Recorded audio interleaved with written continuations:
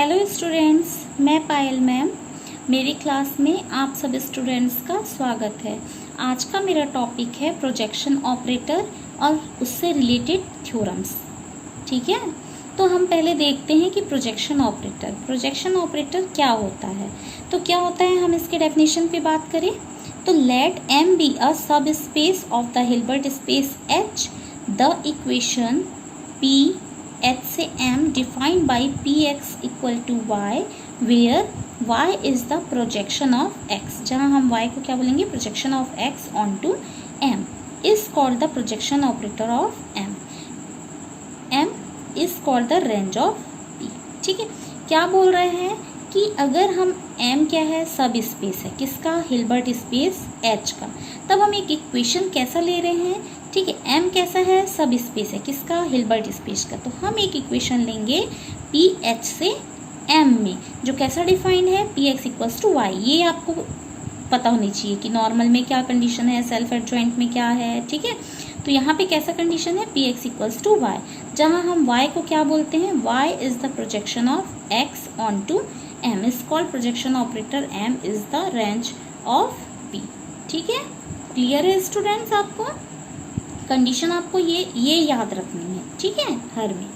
ठीक, अब देखते हैं इससे रिलेटेड थ्योरम क्या बोलता है। थ्योरम क्या बोल रहा है कि थ्योरम क्या बोल रहा है कि projection operator P is a linear bounded. Projection operator P कैसा होगा आपका, लीनियर बाउंडेड होगा, सेल्फ एडजॉइंट होगा, आइडेम्पोटेंट होगा। आइडेम्पोटेंट मतलब हम जानते हैं कि अगर उसका स्क्वायर करेंगे तो हमको क्या मिलना चाहिए, वही वाली वैल्यू मिलनी चाहिए। कब, जब P is not equals to 0 then norm of P equals to 1। तो हमको क्या क्या बताना है, पता है ना, प्रोजेक्शन ऑपरेटर को क्या बताना है, लीनियर बताना है, दूसरा बाउंडेड बताना है, तीसरा सेल्फ एडजॉइंट बताना है और आइडेम्पोटेंट बताना है। क्लियर है, सेल्फ एडजॉइंट क्या होता है, आइडेम्पोटेंट क्या होता है, लीनियर क्या होता है, बाउंडेड क्या होता है, ये आपको पहले ही पता है। ठीक है, नहीं तो हम अभी आपको आगे बता रहे हैं। लेट हम ले लेते हैं कि P be the projection operator from Hilbert space H on to M। वही आपका कि P कैसा है आपका, H से M में एक प्रोजेक्शन ऑपरेटर है। ठीक है, तो सबसे फर्स्ट हम इसको क्या बताएंगे, हमको बताना है कि P कैसा है आपका, लीनियर है। P कैसा है आपका, लीनियर है। लीनियर है मतलब हम क्या ले लेते हैं कि let x1 x2 belongs to H। Linearity के लिए हमको दो लेना पड़ेगा एलिमेंट्स की, x1 x2 किसके एलिमेंट है, हिल्बर्ट स्पेस H के। देन x1 इक्वल टू क्या है आपका, y1 प्लस z1 और x2 इक्वल्स टू क्या है आपका, y2 प्लस z2। ठीक है, using by projection theorem. Then क्या होता है आपका, अभी हमने डेफिनेशन से पढ़ा है कि क्या होता है, P X equals to Y होता है डेफिनेशन ऑफ प्रोजेक्शन से। तो यहाँ पे चूंकि दो है तो क्या हो जाएंगे, P X one equal Y one और P X two equal Y two. Clear है, दैट मीन्स आपका क्या हो जा रहा है, अगर मैं इन दोनों को जोड़ती हूँ तो क्या हो जाएंगे, X one plus X two equal क्या आएंगे, Y one plus Y two plus Z one plus Z to.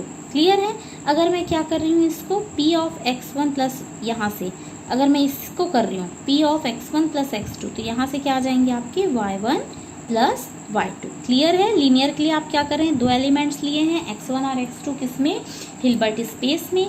तब हम देख रहे हैं कि x1 किसके बराबर है, y1 प्लस z1 के, और x2 किसके बराबर है, y2 प्लस z2 के। तब हम क्या जानते हैं कि Px1 y1 के बराबर है, Px2 y2 के बराबर है। ठीक है, दोनों को अगर हम इधर ऐड कर देंगे लेफ्ट हैंड साइड तो राइट हैंड साइड ऐड हो जाएगा। इसमें भी अगर हम कर रहे हैं तो Px1 प्लस x2 किसके बराबर होगा, y1 प्लस y2।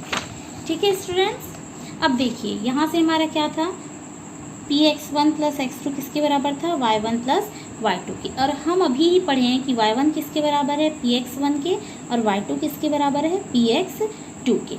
नाउ हम क्या जान रहे हैं कि x किसके बराबर है, y प्लस जेड के, और px किसके बराबर है, y के। ठीक है, अगर हम कोई a ले लेते हैं स्केलर तो यहाँ से क्या हो जाएगा, ax किसके बराबर आ जाएगा, ay प्लस az के। कुछ नहीं, यहाँ पे हमने क्या किया, a लिया है तो a इधर लिया है तो इस साइड भी हम a लेंगे।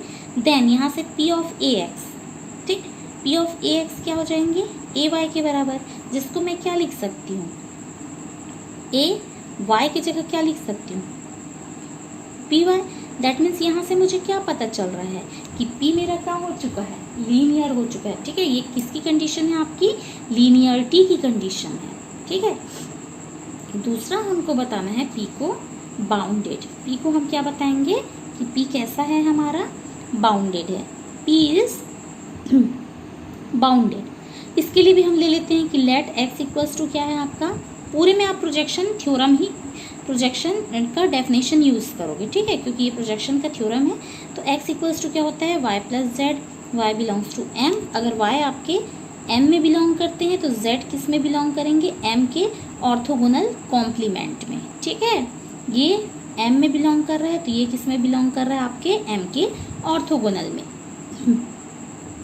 Then norm of X square किसके बराबर होगा, इनर प्रोडक्ट स्पेस में चेंज कर रहे हैं नॉर्म को, तो क्या हो जाएगा, inner product space of X X. चूँकि x किसके बराबर है, आपका y प्लस जेड के, यहाँ पर भी x किसके बराबर है, y प्लस जेड के। यहाँ पे आप इनर प्रोडक्ट स्पेस के लीनियर प्रॉपर्टी लगाओगे। दैट मीन्स y को y के साथ ऑपरेट करोगे, y को z के साथ, z को y के साथ और z को z के साथ। क्लियर है, तो ये क्या हो जाएंगे आपके inner product space of y किसके बराबर है, नॉर्म ऑफ y स्क्वायर के, y z as it is, z y भी एज इट इज।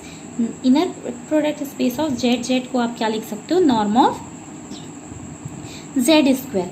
ठीक है, चूंकि आपका क्या जान रहे हो कि z किस में बिलोंग कर रहे हैं, m के ऑर्थोगोनल कॉम्प्लीमेंट में। ये क्या इम्प्लाइज करेगा कि y z का इनर प्रोडक्ट, z y का इनर प्रोडक्ट किसके इक्वल होंगे, आपके 0 के इक्वल होंगे। ठीक है, 0 के इक्वल होंगे क्योंकि आप यहाँ पे क्या लगा रहे हो, ऑर्थोगोनलिटी का लगा रहे हो। ठीक है, तो ये क्या हो जाएंगे आपके 0। बचेंगे क्या आपके पास, सिर्फ नॉर्म ऑफ y स्क्वायर और norm of z square.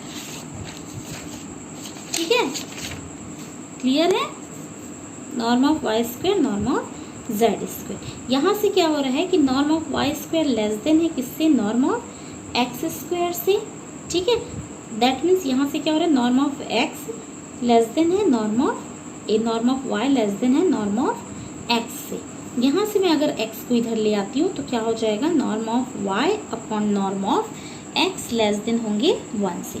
Now मैं फिर से जान रही हूँ कि px किसके बराबर था, y का, डेफिनेशन ऑफ प्रोजेक्शन से। तो नॉर्म ऑफ px किसके बराबर होगा, नॉर्म ऑफ y के। अगर मैं नॉर्म x का डिवाइड कर देती हूँ तो क्या हो जाएगा, norm of px upon norm of x, norm of y upon norm of x। चूँकि ये वाली वैल्यू क्या है, लेस देन इक्वल 1 है, तो यहाँ से मेरा क्या निकल जाएगा कि norm of p is less than equal 1।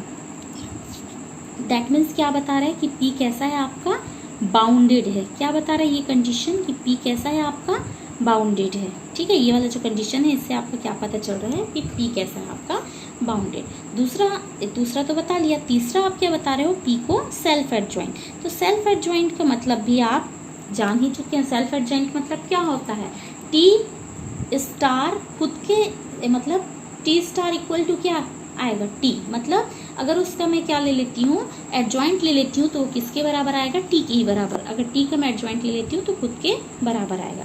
अब यहाँ पे मैं ले लेती हूँ, क्या लिया है मैंने कि x1 x2। ठीक है, i of x1 x2 inner product equal बराबर है आपके inner product space of y1 x2 के। वेयर, जहाँ पे हम जा रहे हैं कि x1 किसके बराबर है, y1 प्लस z1 के, px1 किसके बराबर है, y1 के, x2 किसके बराबर है, y2 प्लस z2 के, और p ऑफ x2 किसके बराबर है, y2 के। चूँकि यहाँ से मैं क्या जा रही हूँ कि inner product space of px1 x2, इसके जगह मैं क्या लिख सकती हूँ, p ऑफ x1 की जगह y1 लिख सकती हूँ, x2 आपका x2 ही रहेगा। ठीक है, दैट मीन्स इसके जगह y1 लिखी, x2 की जगह मैं क्या चेंज करूँगी, चूँकि मैं जान रही हूँ x2 किसके बराबर है, y2 प्लस z2 के। फिर से यहाँ पर मैं इनर प्रोडक्ट स्पेस का लीनियर प्रॉपर्टी लगाऊंगी, तो y1 को y2 के साथ ऑपरेट करूँगी और y1 को z2 के साथ। चूँकि ये फिर से आपका कैसा है, आपका ऑर्थोगोनल कॉम्प्लीमेंट है, z belongs to orthogonal complement. ठीक है, इससे ये क्या हो जा रहे हैं, आपके 0 हो जा रहे हैं। बचेंगे क्या, सिर्फ आपके inner product space of y1 y2। Clear है, inner product space of y1 y2 इतना बचा। यहाँ से क्या निकल गया कि inner product space of x1 x2 जब आपने लिया तो आपको क्या मिल गया, y1 y2 मिला। इसको आप क्या कर देंगे, इक्वेशन फर्स्ट दे देंगे। अब आप देखेंगे यहाँ पर, चूंकि आपने अभी किसके लिए किया था, p ऑफ x1 x2 के लिए, अब आप किसके लिए करेंगे, x1 को छोड़ के किसके लिए करेंगे, p ऑफ x2 के लिए। सेम इसको इंटरचेंज कर रहे हैं, p ऑफ x1 x2 है, उसको आप x1 p ऑफ x2 करेंगे। ठीक, तो यहाँ क्या आ जाएगा, x, इसकी जगह आप जानते हैं आपका प्रोजेक्शन से, डेफिनेशन से कि ये किसके बराबर है, y2 के। ठीक, x1 किसके बराबर है, फिर आपके y1 प्लस z1 के, और ये आपका किसके बराबर है, y2। फिर से आप यहाँ पे इनर प्रोडक्ट स्पेस की लीनियर प्रॉपर्टी लगाएंगे, जिससे y1 y2 हो जाएगा और z1 y2 हो जाएगा। फिर से आप यहाँ पर जा रहे हो कि z1 आपके किसके है, आपके ऑर्थोगोनल कॉम्प्लीमेंट है, मतलब ये क्या हो जाएंगे, फिर से 0 बचेगा, क्या आपका y1 y2। यहाँ से क्या आपको निकल रहा है, मतलब क्या आपको कंक्लूजन मिल रहा है कि inner product space of x1 p x2 किसके बराबर है, inner product space of y1 y2 के। इसको आप दे देंगे इक्वेशन 2। अब अगर मैं इक्वेशन 1 और 2 को मिलाती हूँ तो मैं देख रही हूँ कि दोनों के राइट हैंड साइड क्या थे, बराबर। तो लेफ्ट देखो यही है, दोनों के राइट हैंड साइड क्या है, बराबर है। दोनों के जब राइट हैंड साइड बराबर है तो लेफ्ट हैंड साइड भी क्या हो जाएंगे, बराबर। तो यहाँ पर देखिए, यहाँ से मुझे क्या मिलेगा, p मिलेगा, क्योंकि ये आपका सेकेंड एलिमेंट से, दैट मीन्स यहाँ पे क्या मिलेगा, p का स्टार मिलेगा। तो ये कौन सा कंडीशन है, p इज सेल्फ एडजॉइंट, क्योंकि मैंने पहले ही बताया है सेल्फ एडजॉइंट का मतलब क्या होता है, अगर एडजॉइंट खुद के बराबर आ जाता है तो वो क्या हो जाता है, self adjoint, it's self adjoint. ठीक है, क्लियर है। अब हम इसमें देख लेते हैं लास्ट आइडेम्पोटेंट को। ठीक, p को हमको क्या बताना है कि p कैसा है, p इज आइडेम्पोटेंट। आइडेम्पोटेंट है, फिर से हम जान रहे हैं कि let x plus a, let x equals to y plus z और px इक्वल्स टू y। कहाँ से आया है, फिर से आपका डेफिनेशन ऑफ प्रोजेक्शन से।